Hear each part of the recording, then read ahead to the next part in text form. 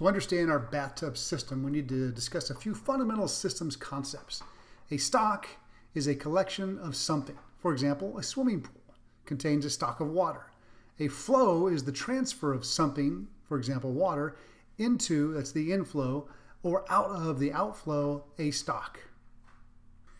In our bathtub system, the stock of water is the water in the bathtub. The flow is the water coming out of the faucet. We can set the inflow to whatever rate we choose by adjusting the faucet valve. And the outflow is the water going out through the drain. In this case, we'll assume we have a pump hooked up to the drain so that we can set the outflow just like we set the inflow. Change in the stock over time is called the net flow, which can be calculated using this equation. So if water was flowing in through the faucet at a rate of 5 gallons per minute and out through the drain at a rate of 3 gallons per minute, then our net flow would be, carry the 1 minus 2, plus 2 gallons per minute. Since the number is positive, the amount of water in the tub is increasing at a rate of 2 gallons per minute, and eventually we would have a spillage over the edge. The opposite then is true if we have a negative flow. That means our tub is going to empty eventually.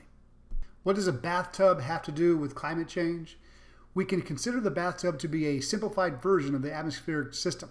The flow from the faucet represents a greenhouse gas emissions going into the atmosphere, for example, from burning fossil fuels and deforestation. The outflow at the drain represents processes that draw greenhouse gases out of the atmosphere, for example, afforestation and ocean mixing. And the water in the tub represents the stock of greenhouse gases in the atmosphere.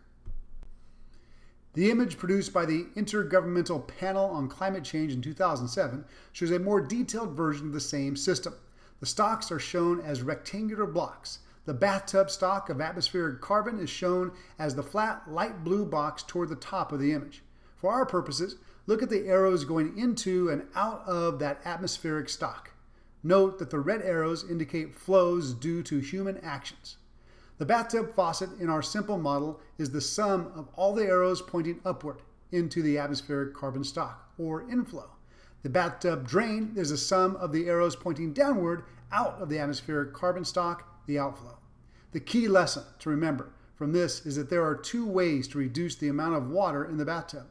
You can decrease the flow from the faucet, and you can increase the flow out of the drain.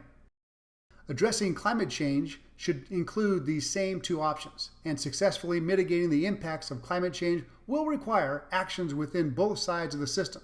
On the one hand, we can decrease fossil fuel emissions and greenhouse gases resulting from deforestation. On the other hand, we can increase the outflow of carbon from the atmosphere by growing more forests that will help store carbon and keep it out of the atmosphere. Other technologies like carbon storage could help too. Which side of the system would that affect?